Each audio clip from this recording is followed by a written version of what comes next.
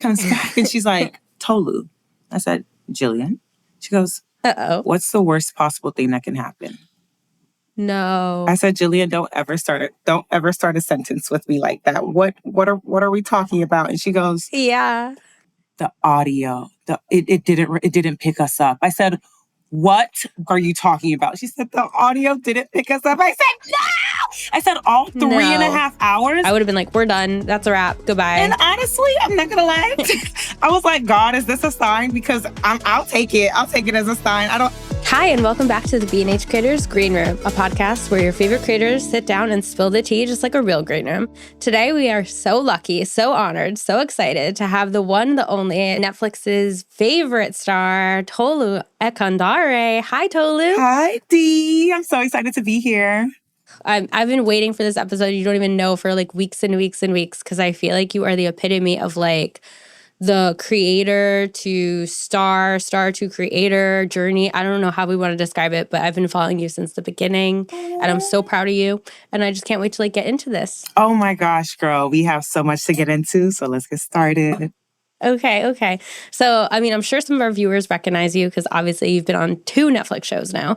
But how did this get started? Like, did you always know you wanted to go the reality route, or did that kind of not fall into your lap, but did they find you? How did Actually, it kind of fell into my lap.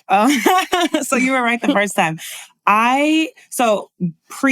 Before reality TV, I was just like a corporate girly. You know, I went to college, got my degree, and I was working in marketing. So I was a marketing manager before like any of that. So right during COVID, I was like, okay, well, everybody's in the house. We're not really doing anything. So I kind of bored in the house. Exactly. Remember? We're bored in the house and in the house bored. So I took that as an opportunity to just explore all my other passions that I kind of like pushed to the wayside a little bit. And one of them was modeling.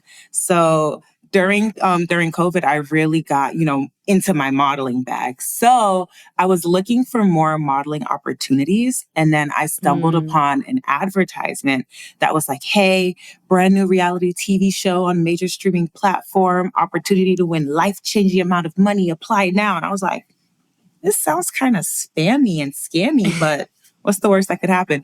And so I applied and it turned out to be legit. And it was a real reality show for Netflix, went through the entire casting process, and honey, the rest is history. Oh my gosh. Because that's so interesting. Because usually I know a few friends in casting, and usually now, especially like the more dating-esque type shows, because I know yours was more like strategy and there was a little more like scheming behind it. But usually the dating ones, they'll go and they'll actually poach like influencers who are maybe like micro or like on the rise, because they already know those people are like outgoing and bubbly and fun. So it's interesting that you didn't necessarily have that platform but still made your way. They just knew. They just felt your energy. They did, because I had less than 2,000 followers when I started The Trust. And I was actually the only one who got casted that way. Like, it's not even the person who casted me, he was like, don't tell anybody. This is not the way we're supposed to do it. And I was like, okay. Right. But shoot, now 2 years later, I'm gonna tell people. So I was the only one who was casted like that. And everybody else had gotten like approached directly via DM or whatever. Right. So I honestly think that it was like just divine. God knew that, girl, this is for you. And some way, somehow I was going to get on the screen. So after I applied, I sent in a couple of audition videos, and a casting producer like called me. He was like, you seem perfect. We want to get you through to the next round of interviews. And like 10 interviews later, they were like, congratulations, we want you on the show. And I was on a flight to Dominican Republic. Oh my gosh. And did you know like when it was happening, you were like, okay, this is the start of like this whole next chapter of my life? Like, did it feel like a precipice?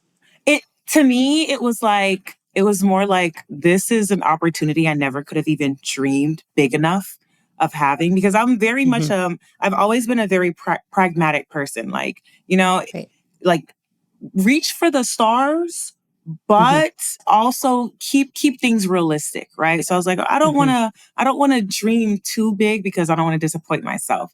So that's why when this opportunity literally fell in my lap, I was just like, oh my gosh, is this really happening? And they didn't tell me it was Netflix. They just said major streaming platform. So I'm thinking, again, I'm a pragmatist. I'm like, oh, it's not going to be, it's probably like Tubi or like I knew you were going to say Tubi. Literally, I was thinking it was like Tubi or something. I was like, whatever, I'm going to tell people I was on a Tubi show. Cool. Yeah. And then when I got to DR, I was standing on the cliff about like, we just started filming The Trust. And then the host says, congratulations. And you guys do know that this is Netflix, right? And I said, Big Red Netflix? And then she was like, yeah, Netflix. I said, oh my God. I made it big time. Yeah. And from there, I was like, I'm going to win this game by fire, by force. And did. Crazy. And then now I feel like you're in the Netflix ecosystem. And that's beautiful because then now you can kind of go around. And as you've been on Perfect Match, did you love that too? Or did you kind of know you wanted to go in the dating route? Or now you're just like, any show could be another kind of platform booster? Like, what was the decision behind that? So that one, Netflix reached out to me for Perfect Match. So I had filmed The Trust in, like, I think we filmed it in February of 23. And then by like April, like by the time we were done filming, by like April or May, then Netflix reached out to me and they were like, hey, Tolú, just want to chat. I was like, hey, girl, what's up? And they were just like, oh, so how are you doing? How are you feeling? I was like, cool. And they're like, what's your relationship status? I was like, you got a husband for me? And they said, well, we're casting for season 2 of Perfect Match. And we wanted to see if you were interested. In my mind, I was like, well, obviously, you know, I did The Trust. And again, The Trust hadn't come out yet when they reached out to me to do Perfect Match. So I was like, okay, I did The Trust. I must have did well on that. And like, you know, it's not a big show. I'm not out yet. So the best thing I could hope for is that if they cast me for Perfect Match, I'm probably going to be a bombshell. I was like, okay, that's cool. I'm gonna bomb some shows. And then by the time we go through the casting process, they were like, okay, so the original cast, like the first 10 who come into the house, they're supposed to fly on this date. And then the bombshells, they're supposed to fly on this date. And then they were at the end, they were like, all right, Tolú, so yeah, we need you to be ready by this day. And I was like, this day? Wait, isn't that the day that the OG cast members go into the house? And they were like, yeah. And I said, oh, I'm an OG. And they were like, yeah. I said, oh my God. And then come to find out, I was the very first person to walk into the house for Perfect Match season 2. So it was just like surreal. How did you not know you'd be OG? Like, obviously, like, you're such good television. Like, and that's, like, the best compliment. You know, like, you're so fun and relatable. And I feel like people watch you and love you. So how could they save you to sprinkle in and just come in and stir it up? Like, no. Like, you had to be there the whole time. I'm so happy you say that because it's so funny. Kind of like, you know, when you look at yourself, you're like, I'm just like, oh, I'm just Tolú. It's like, I'm just Tolú. And then, like, other people saying, like, no, bitch, you're Tolú. I'm just like, yeah. Literally, like, also starting a podcast. I know a couple episodes have been out. Pretty Unhinged with your co-star. Remind me her name too. Her name's Jillian Lena. And it's so, like, this is, again, I feel like this is just a year of firsts. Like, it's the first time I've moved out of my parents' home. I'm in a new city. I have a new podcast. I'm entering into this, like, new field of being, like, a content creator, influencer type. So this has been my year first. And the podcast, honestly, it's so exciting being in this endeavor. But a lot of people don't also realize that there's so much that goes into it. It's not like pick up a mic and just start talking like, oh yeah, I'm going to tell you what I have to say and you're going to love it. There's so much that goes into it. Like making sure that the audio is crispity crunchity, making sure that now, you know, we're in the era of video, like video podcasts are what's up now, right? So it's not just talking. You also have to like have the aesthetic and look the part. And, you know, as you can see, your background is absolutely gorgeous. So you know exactly what I'm talking about. A whole team. Exactly, a team. And then there are a lot of creators like myself and Jillian who we started our podcast. We're the team.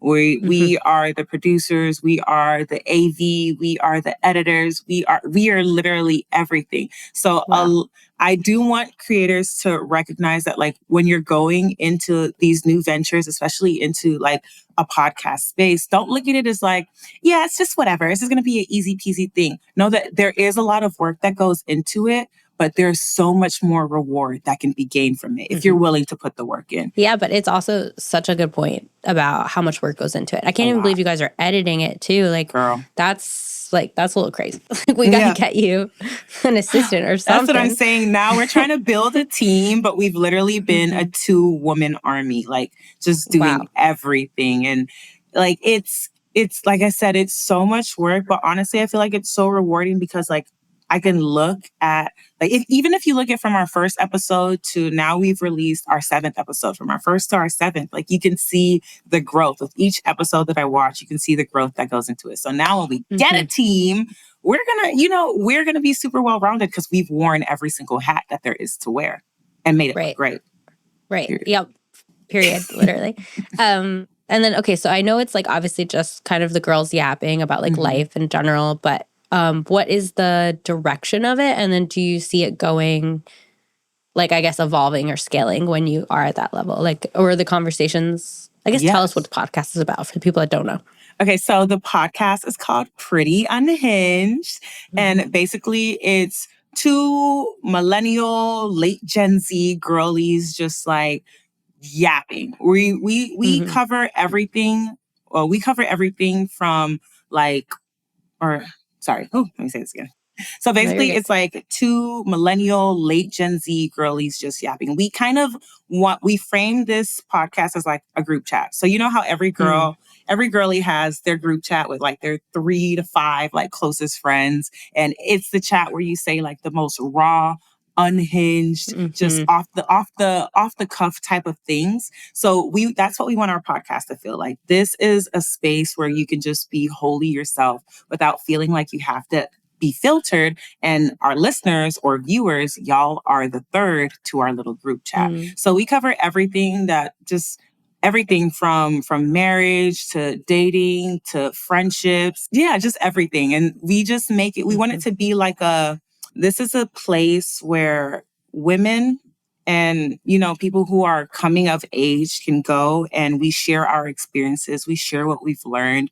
We share the crazy unhinged moments of life so that other people can know that you're not alone. Like, because, sometimes there are like some crazy things that happen and you really think that like, oh, this must be a unique experience. And then somebody talks about it and you're like, oh, so I'm not the only one. I'm not the only one that's dealing with this. And so I just feel like and that's why I love the community that we've created, because like we have other people, and our viewers span from high schoolers to like people in their 60s. That's how crazy So awesome. We'll have like high schoolers saying, oh my gosh, Tolú, I love this. Like I too was struggling with this, that, and the third, and I really related to that. And I'll have a woman in her 60s who's like, you know what? You're so right. When you said that we need to be cutting off some friends who don't serve us. Like even in my age, I realized that a friend that I've had for like 20 some odd years, you can outgrow them. And I'm just like, it's beautiful to be able to kind of have these conversations with all these different generations and demographic, and know that at the end of the day, we all share the commonness that is just being a woman.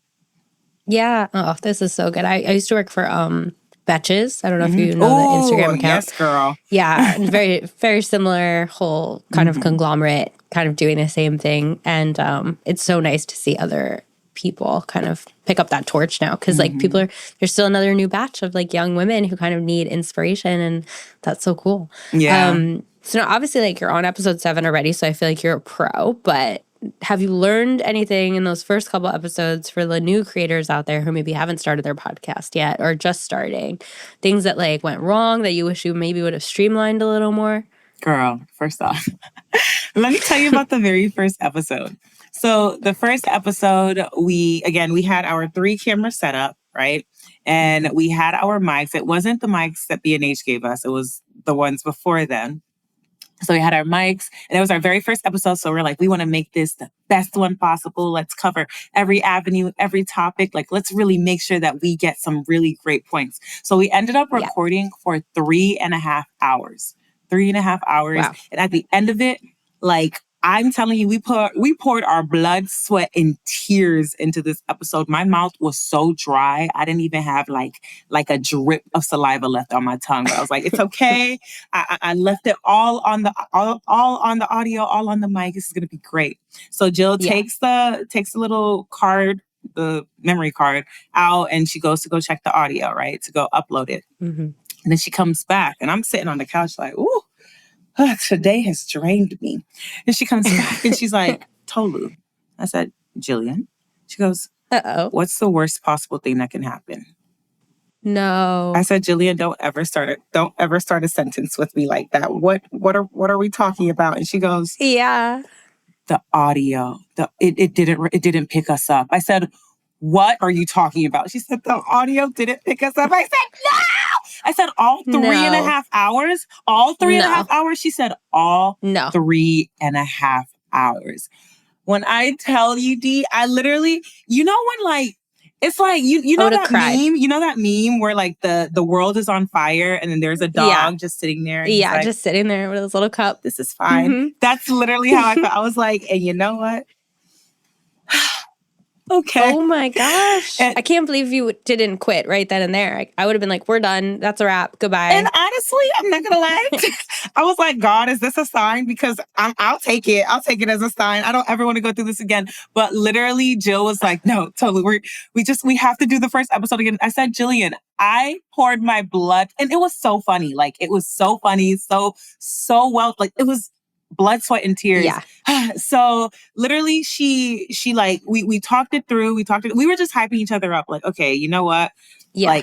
Obviously, I'm just going to say that all of this went wrong for a greater good, right? That's what I had to tell myself to keep my sanity. All of this went wrong for a greater good.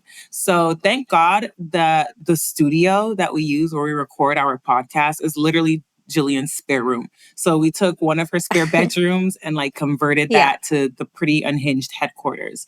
And so like the following day, we came back, and mind you, it was even more like, it hurt me even more because like, again, this is a video podcast as well. So it's not just audio. So I'm like, did my full face of makeup, had my clothes on, drove to her house, and she lives like 40 minutes away, recorded for almost 4 hours, all of that to just be for nothing. So I was like, okay, you know what? I'm going to chalk that up as a dress rehearsal. I'm just going to say that was a dress rehearsal. So we came back, refilmed it. And honestly, I will say that the next time around was even better. So yes, it sucked. It sucked ass that we lost 3.5 hours of footage for our first episode, but coming back, we were able to do it 10 times stronger. So I will say that. So new creators, especially when you're in the podcast game, I feel like this should go without saying, but let me just say it again.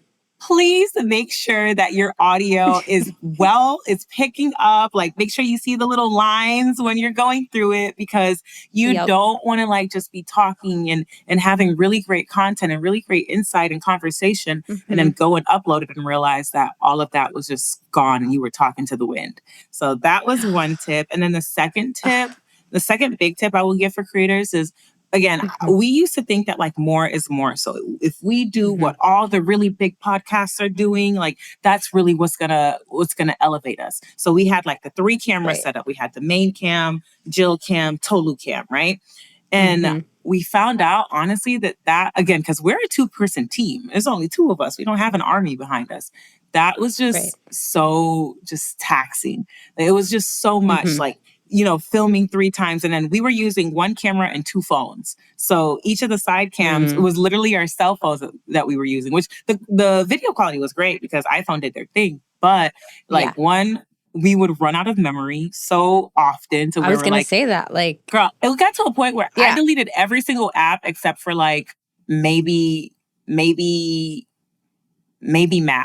Because I can't drive through LA by myself. Yeah, that was can't survive without a map. Cannot. I deleted every single app just to make space, and then doing that every single week. Like at the end of the day, we're like, okay, this is too much. Like we're putting too much time and energy into making sure that all 3 cameras are operating at the same time, getting everything synced, and that's a lot. So let's kind of pivot and see how can we streamline and make this more efficient for ourselves, easier for ourselves, while also still giving out great quality.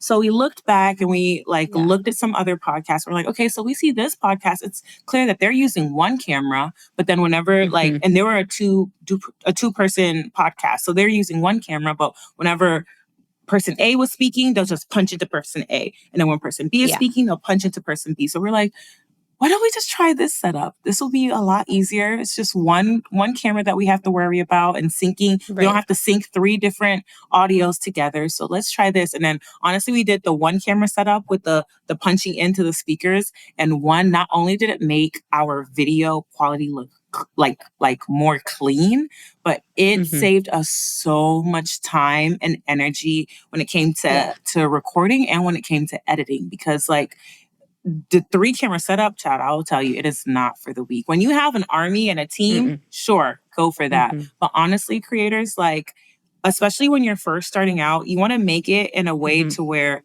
it's efficient for you. It doesn't feel like it's so soul consuming and like you really have to put in your blood, sweat, tears, marrow, firstborn child into this. Because the easier you make it for yourself, the more you're able to be consistent.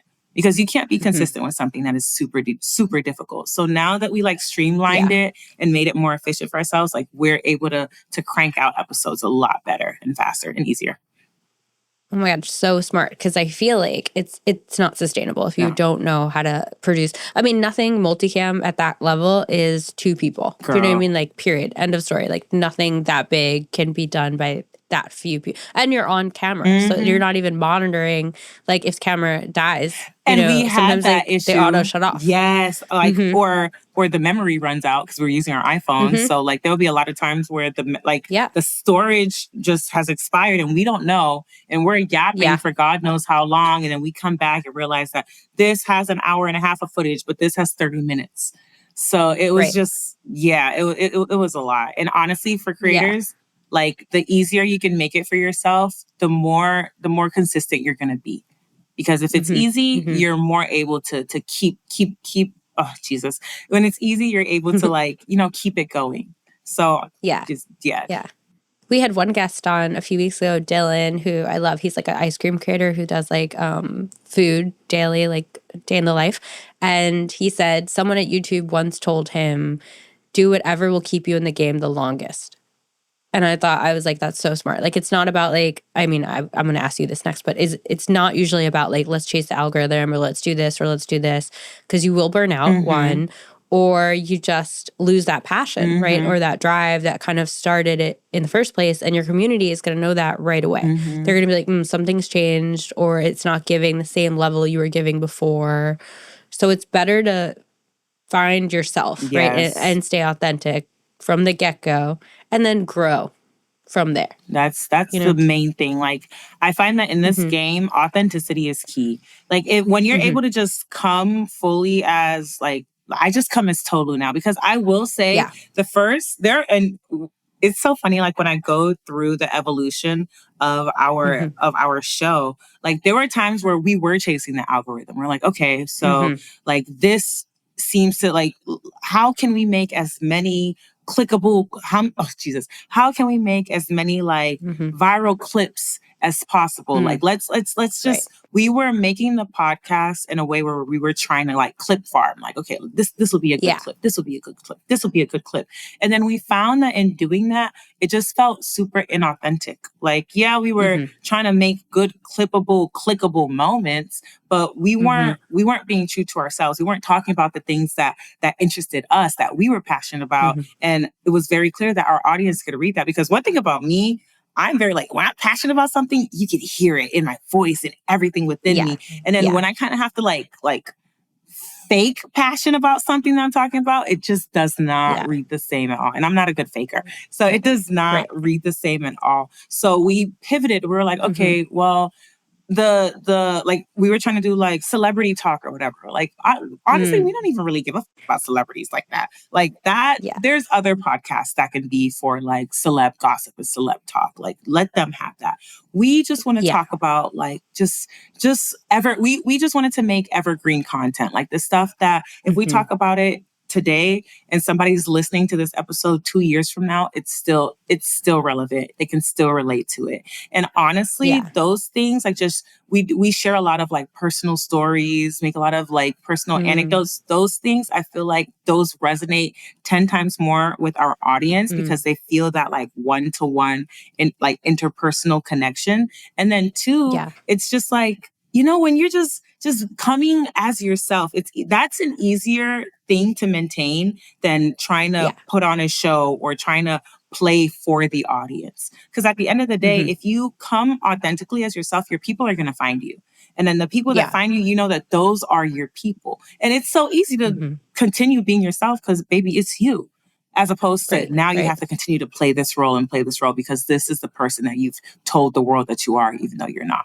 So yeah, like I completely 1000% agree with you. I feel like authenticity is so key when it comes to these podcasts. And it's so easy to kind of like be pulled in all these different directions when you see what other people are doing. But at the end of the day, other people are doing it because that's them. There is no you. So at the end of the day, like you have to make the stuff that's missing. And what's missing is you, because nobody's going to do you like you. So once we recognize that, we're like, all right, now we found the secret sauce and now we can keep it going. Yeah. Yeah. Oh, I love this. So I guess the questions are like, which way do you promote the podcast? Like, are you changing your social content in general on other platforms to kind of feed into the podcast, or is podcast separate? Or I guess, what is the content strategy now that you have the podcast in addition to the platforms? So, because that can get people hung up. Yeah, no, that honestly, and I'll be very plain with it. We're still figuring it out ourselves, right? We're still doing our A/B testing, like what works well, what doesn't. And as far as like, so we have our own, like Pretty Unhinged has her own socials on Instagram, TikTok, YouTube, everywhere, right? And so right now the content strategy is like we pick the most like clippable moments, obviously, within the full length episode, create some clips and like add some like, little pops in there. So throw that on socials and then we'll collab it with our personal feed so that my personal audience and Jillian's personal audience can also see it. And then we just do the cross promoting that way. But like, so that's the main thing for the most part. And then I also like, I'm like, okay, so I'm in order, right? Like people love me for my commentary. That's what they loved about me on The Trust. That's what they loved about me on Perfect Match. They love me for my commentary. And I even noticed that when I first kind of started going like the influencery route, I was like, again, kind of like how we talked about the podcast. It's so easy to see what other people are doing and like be pulled every which way. I was even doing that with my social content. I was like, okay, I got to do the fashion stuff. I got to do the makeup. I got to do all the influencery things. Forgetting that people didn't fall in love with me for that. They fell in love with me for my personality, for my voice. Like, it's great that it's in a pretty package. Opinions. Yes, my opinions. Yeah. So I was like, all right, let me get back to my roots. Let me start going back into that. And once I started going back into that and just being like face to camera, voice to mic, and just start talking, that was the content that was popping off the most for me. So so anyway, going back to what you said, part of the social media strategy too is like, okay, let me continue building my own voice authority and let me continue like building that authority and my voice within my personal brand so that when it comes to the podcast, because the podcast is an extension of my personal brand as well. When it comes to the podcast, you're like, I already love what Tolú says on her personal feed. She's got a podcast. I can hear her talk for an hour and a half. Let me tune in. It actually feels like the perfect evolution for like who you are and what your content was, because it's like, yeah, I did love to listen to you yap in like short little snippets on stories or on the shows. And now it's like, of course your audience would want a podcast. Do you know what I mean? Yes. Like that feels like such an organic step.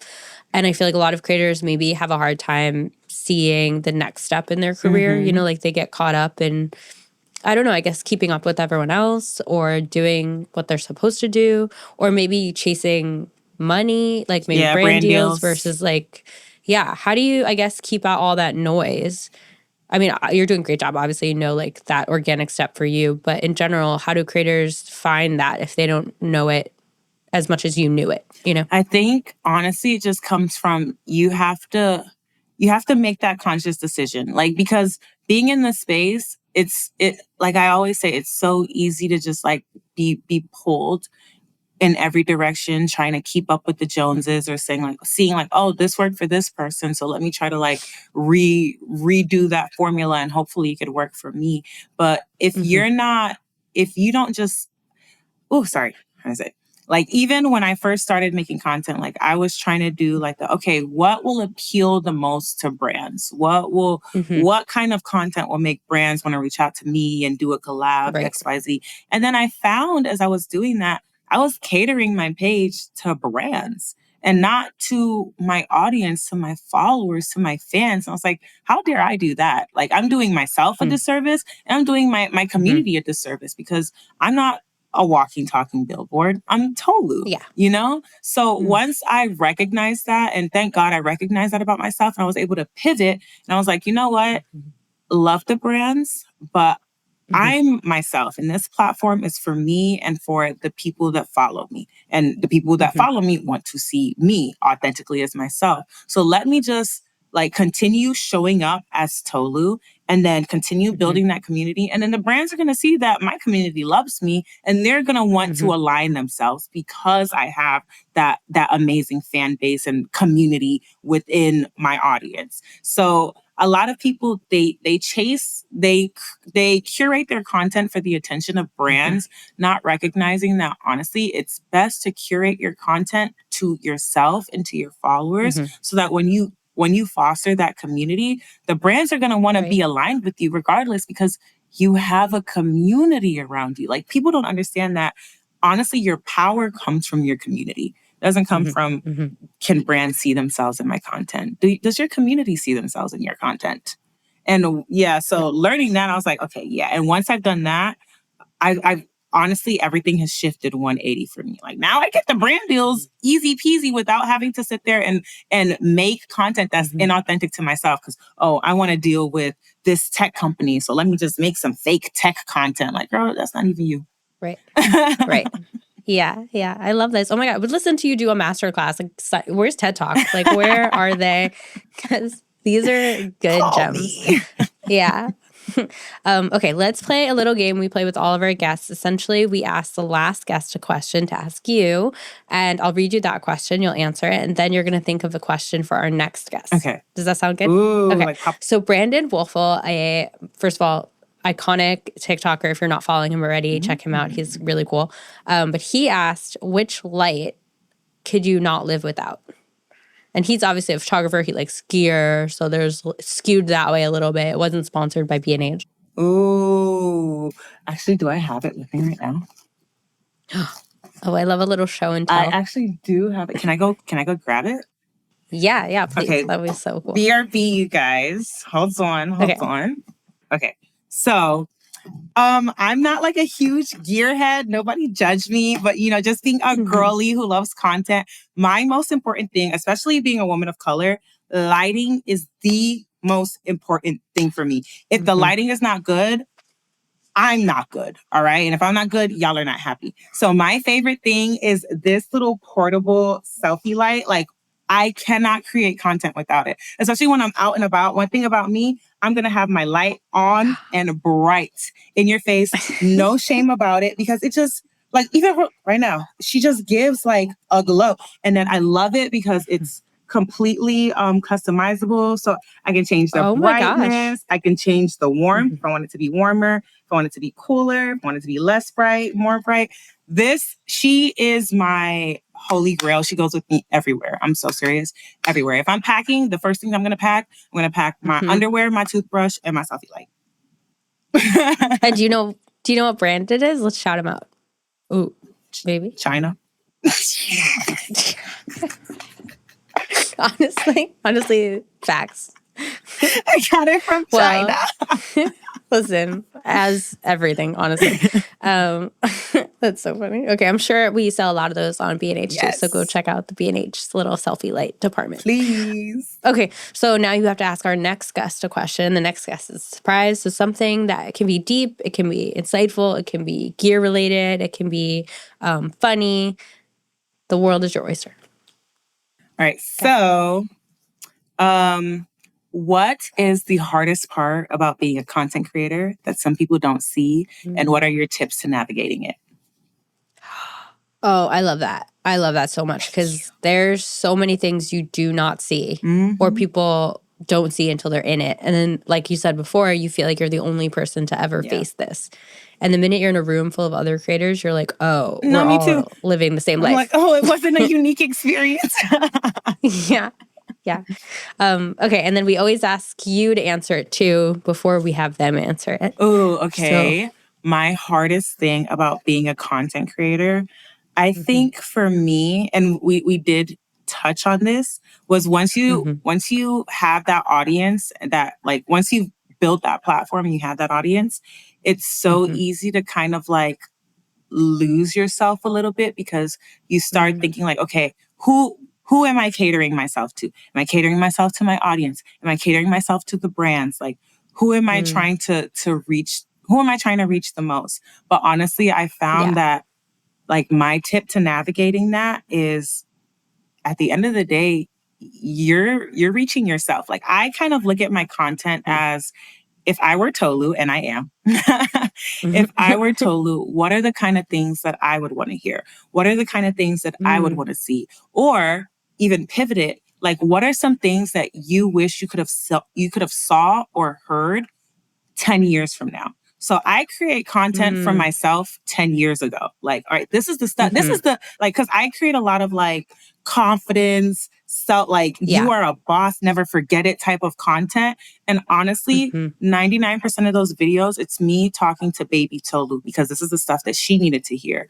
And I wish I had like a big sister, or just like a woman who was so confident in herself that could remind me of who the I am in case I ever forget it. So that's kind of like how I approach my content game now. And I found that like making that content for myself, like, has not only has it related so significantly to my audience, but also it's easier for me because now I'm just being authentic and I don't feel like I have to play a role or anything like that. So yeah, that's me.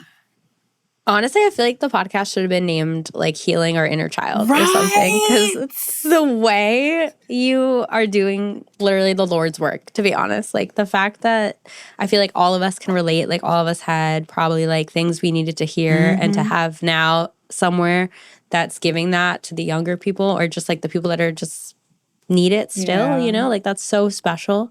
So thank you so much for doing that work with Jillian, because I can't wait for people to listen to that podcast. Yes. I hope they enjoyed this podcast. Yes. And where can everyone find you? So you can find me on all social platforms. I kept it real cute and easy for you guys. It's Tolú Ekundare, TOLU EKUNDARE, on all platforms, on Instagram, on TikTok, on Facebook, if people are still on there, on Twitter, everywhere. And our podcast is called Pretty Unhinged, and our socials are It's Pretty Unhinged, like just one, It's Pretty Unhinged, on all social platforms. And make sure you guys check us out on Spotify, Apple Podcasts, YouTube, and our Instagram and TikTok. Oh, I love when people keep it nice and easy, because if you're about to hear mine, you're going to be like, what were they thinking? Because you can find us. You can find us on Instagram at BHDogCreators, or you can find us on TikTok at BH Creators.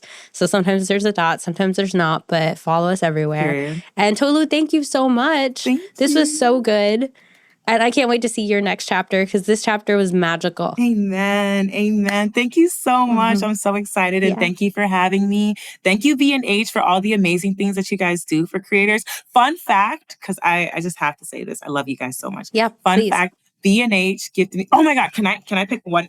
Give me 1 second. 1 second. Real quick. Okay, so B&H actually gave me my first piece of like real creator content last year when I went to the B&H Creator Fest that y'all had in LA. And it is this Shure mini mic, this lav mic. And when I tell you, she is my content holy grail. These two, oh baby, you can't tell me anything. So B&H, thank you guys so much. You don't even understand like the impact that you've had on my own content creating journey. And just having like this community where whenever I have questions, I am so quick to reach out to Deanna. I'm like, hey girl, so what do you think about this equipment? Or what do you think I need to do this? And you're always so helpful. So I love you guys so much. We love you, and thank you so much for doing this. And guys, follow her, follow us, and we will see you in the next one. Tune in. Bye.